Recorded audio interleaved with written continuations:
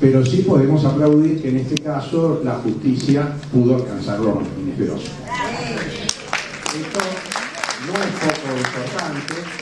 Las presiones que hubo que vencer para decidirse a juzgar a los responsables civiles de la dictadura fueron muchas. El diario La Nación hizo una campaña tremenda con el procesamiento de Martínez Veloz.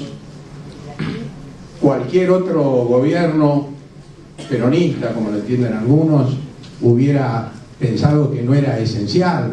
Total, ya se estaba procesando a los militares, hubiera podido hacer presiones frente a la justicia.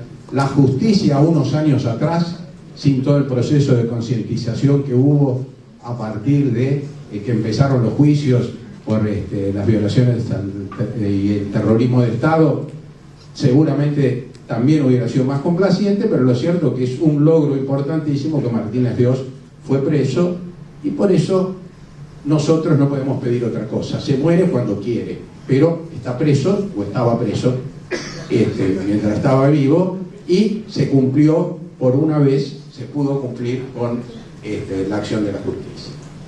De Chávez me parece que hay menos todavía que decir, porque los compañeros ya han dicho todo. Simplemente señalar una vez más que hay momentos de explosión popular, como fue hace pocos años acá en la Argentina el velatorio de Néstor Kirchner, como fue ahora con la muerte de Chávez, donde uno se siente ratificado de por qué milita en política y por qué está donde está. Y una cosa que pensé recurrentemente viendo las imágenes de televisión es que pobre gente la que se pierde estas cosas, ¿no? Es decir, los que se dicen que son de izquierda, que son socialistas, que son revolucionarios, y se ponen sistemáticamente enfrente del pueblo hasta en estas situaciones más elementales de respuesta frente de solidaridad popular profunda. Me parece que más allá del cuestionamiento político que tenemos que hacerles, podemos tenerles un poco de lástima, porque realmente no saben lo que se pierde. Bueno, esto era el prólogo para entrar en el tema más complicado, que es el de Bergoglio. ¿Por qué es complicado? Porque obviamente hay distintos niveles para analizar esto. A mí me parece que respecto al juicio que nos merece a nosotros la personalidad de Bergoglio no hay demasiada discusión. Pelín señaló bien los antecedentes de su responsabilidad durante la dictadura. No sé si recordó el caso de esta nieta, que fue el caso de Elena de la Cuadra, pero ahí también, como en muchas de las otras situaciones, no aparece muy clara la responsabilidad de Bergoglio desde el punto de vista judicial. Es decir, un juez para condenar necesita mucho más que lo que cada uno de nosotros requiere para poder formular un juicio, diciendo sí, es responsable, tuvo que ver, no hizo nada, no los ayudó, a lo mejor hasta influyó en que los detuvieran. Pero de cualquier manera está claro que la posición de Bergoglio en todos estos casos es bastante comprometida. Pero me parece que hay algo más importante que eso, que se dijo hace pocas intervenciones aquí, que es la responsabilidad indiscutible que tiene Bergoglio como jefe de la Iglesia argentina. Porque él podrá discutir si, como dice Pérez Esquivel, bueno, no los defendió lo suficiente a los sacerdotes que fueron secuestrados, si no tuvo el coraje que tenía que tener para enfrentar a la dictadura, pero al mismo tiempo, dicen algunos, bueno, trató de sacar a alguna gente. Bueno, todo eso se podrá discutir porque además a esta altura es bastante difícil de probar. Pero lo que me parece que no se puede discutir es que la Iglesia argentina, cuando se llegó a una situación como la de 1983, que nadie podía temer represalias por las declaraciones que hiciera, no dijo absolutamente nada para aclarar lo que había pasado durante la dictadura. No tuvo la menor expresión de condena por su actitud de complicidad con el gobierno militar, y además sigue guardando secretos que son tremendamente valiosos para seguir orientando las investigaciones, para avanzar en los juicios y, como me decía recién una compañera, para seguir buscando a los niños apropiados sobre los cuales se supone que la Iglesia tiene una información privilegiada. Me animo a decir que la Iglesia tiene sobre este tema más información todavía que los comandos militares, porque participó en relación con las tres fuerzas en el tema de la distribución de los niños, y aquello que el mismo Bergoglio admitió, que le fue informado de que el hijo de esos secuestrados, o la hija, perdón, había sido entregada a una familia bien, lo cual quiere decir que para la Iglesia y para los militares no es novedoso, hay familias bien y familias que no son bien, pero eso demuestra hasta qué punto había un conocimiento total de lo que pasaba en relación con los niños apropiados. Entonces me parece que de acá tiene que surgir también una línea política de trabajo. Acá no se trata solamente de condenar. Acá hay que, y seguramente el movimiento de derechos humanos va a tomar esa posición, hay que reclamar ahora con más fuerza que la Iglesia argentina haga lo que hasta ahora no hizo.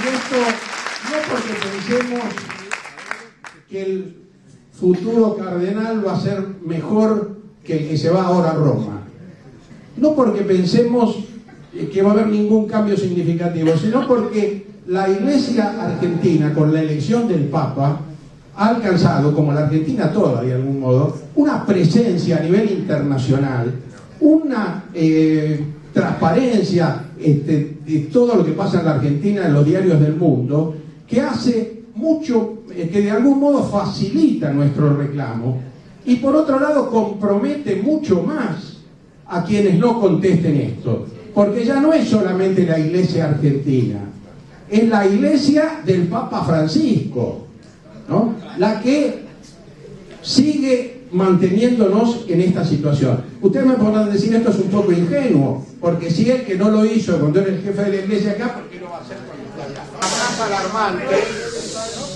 es aquella que celebra, o aquella, porque creo que hay más de una, que celebran la asunción de un papa peronista. Esto me parece que es no entender realmente qué es lo que se está proponiendo el kirchnerismo hoy en la Argentina. Es decir, me parece que hay que distinguir muy claramente entre el compañero que diga acertado o equivocado. Yo no quiero pronunciarme sobre esto, yo soy muy respetuoso de los sentimientos de la gente, yo creo que no es el mejor momento para hablar, por ejemplo, sin establecer comparaciones, porque el rango de la presidenta obviamente impone ciertas exigencias y limitaciones, pero de alguna manera es lo que está haciendo la presidenta con mucha sobriedad.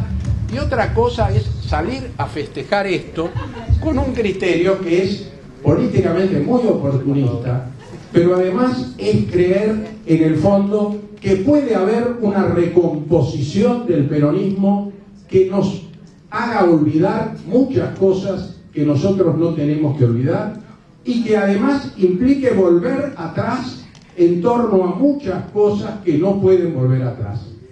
Decir entonces que en la Argentina hoy hay un papa peronista es como decir que nosotros entendemos que no hay contradicción entre el peronismo y la política de la Iglesia en relación con los derechos humanos, que no hay contradicción entre el peronismo y la oposición a la política de extensión y ampliación de derechos que se está llevando adelante.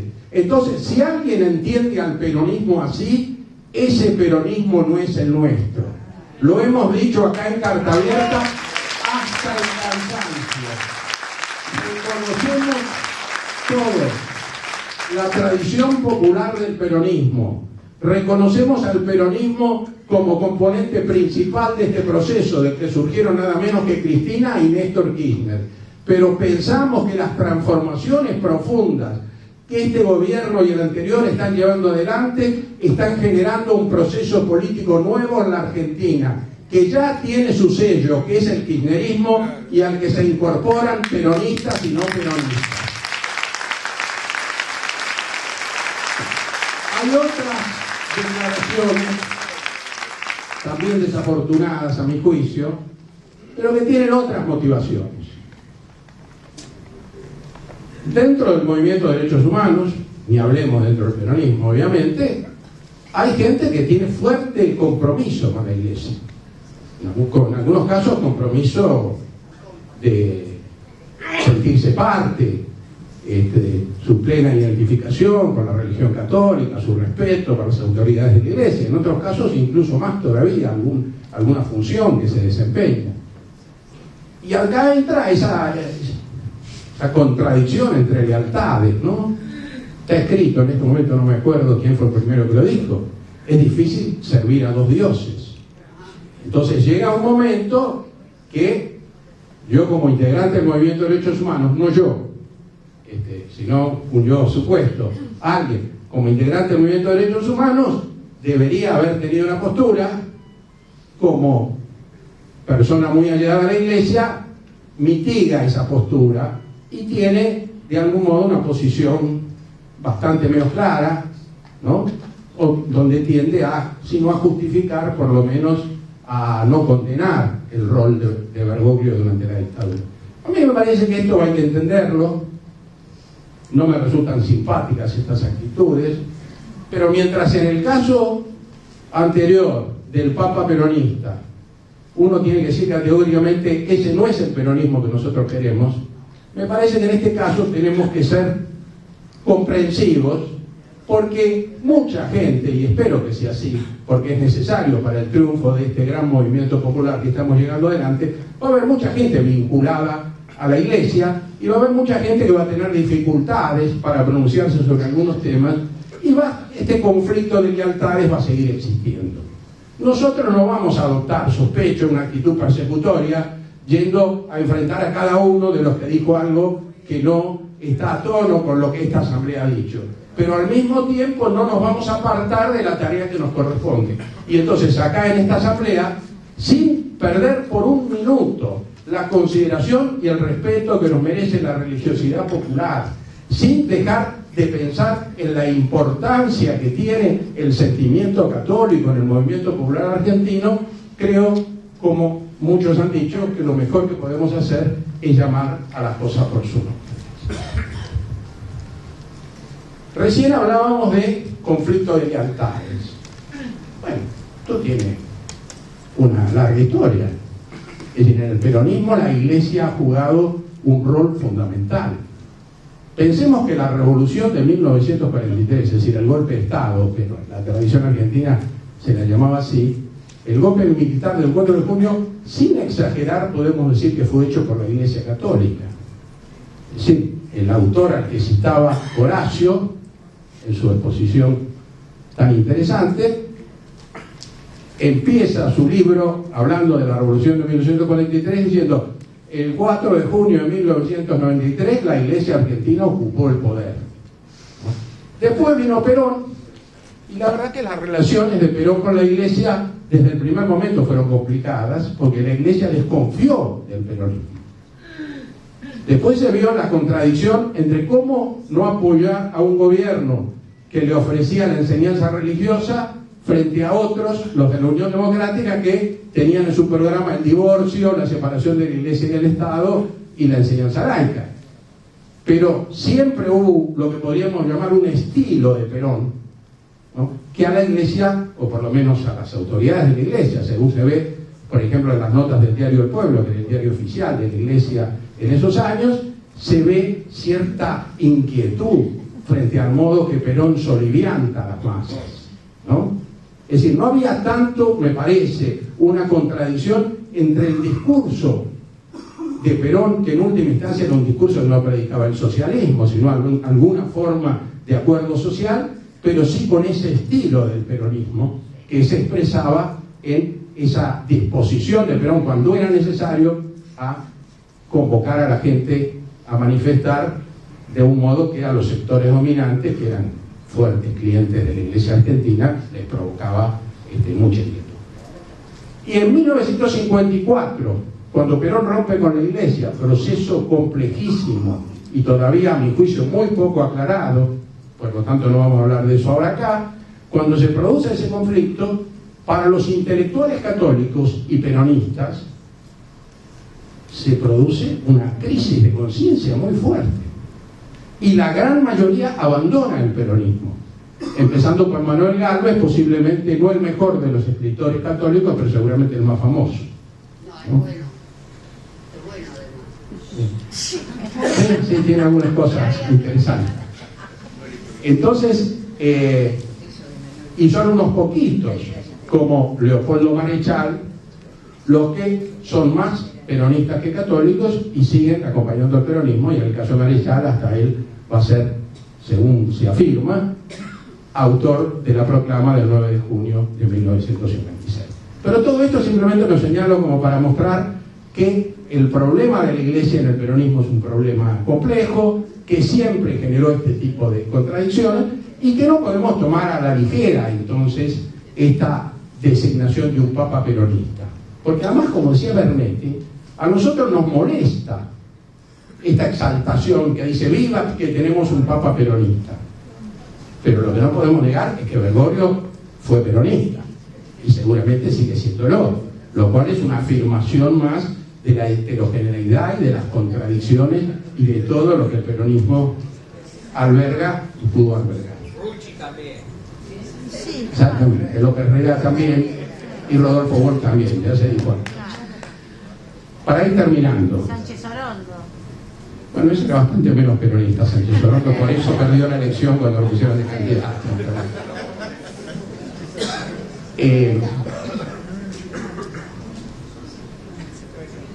Sánchez Orondo me sacó.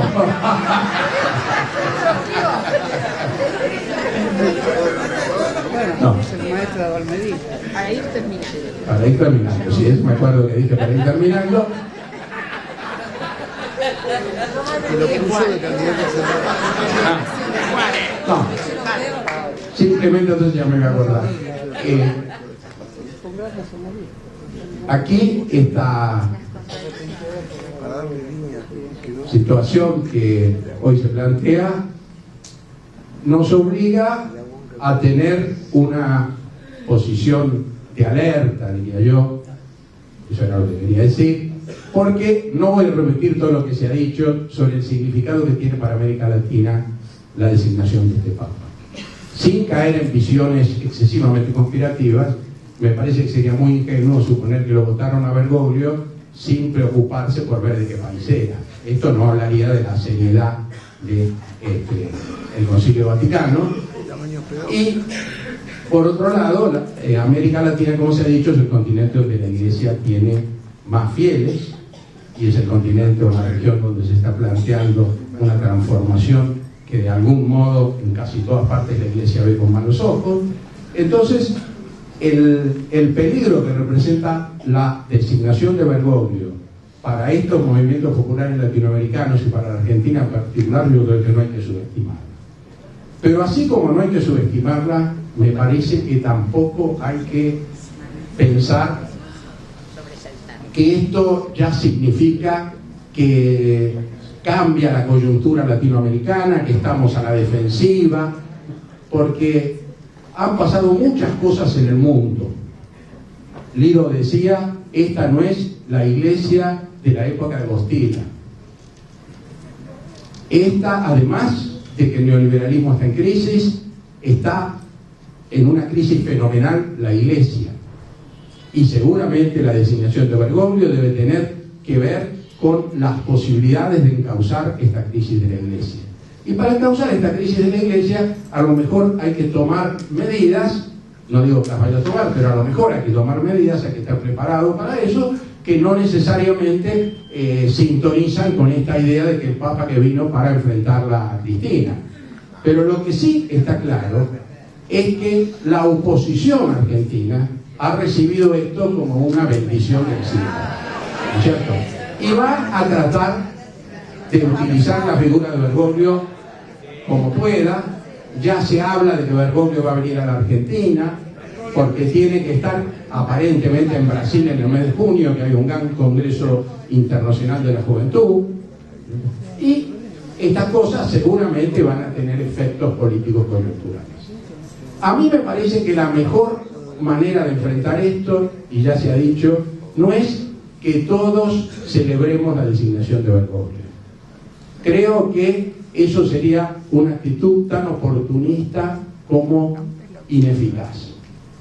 Creo que lo que sí tenemos que hacer es comprender que estamos frente a una nueva coyuntura, tratar de entender lo que pasa y no abdicar de las cosas que para nosotros son imposibles de negociar.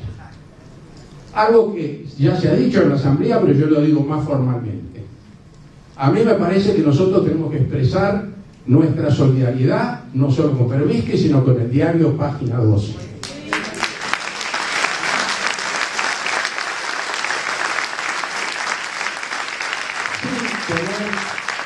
Sin tener ningún problema en reconocer que somos aliados de Página 12, que es el diario, o uno de los diarios, que publica nuestras cartas, que viene defendiendo los derechos humanos desde hace años y que además nos parece que es absolutamente infundada, creo que acá alguien dijo canallesca también, la declaración del Vaticano. Declaración que está mostrando además, y esto nos da más fuerza, como decía antes, la importancia que en el mundo tiene el problema de los desaparecidos en la Argentina. Porque si se hubiera dicho, no, eligieron a un papa que lo acusaron por ladrón, porque participó en el negociado con la construcción del edificio de la Curia Metropolitana, cualquier girada de esas, no hubiera pasado absolutamente nada. Pero el tema de que el papa está acusado o sospechado o imputado de haber tenido complicidad con la dictadura militar argentina es una acusación muy seria. Entonces, repito lo que dije antes para terminar. Aprovechemos esta situación para expresar con más fuerza de antes la exigencia de que la Iglesia argentina diga lo que todavía no ha dicho. Y antes de entrar en discusiones, que no digo que no se hagan, se puede hablar y escribir todo lo que cada uno quiera, y yo ya he dicho un montón de cosas también.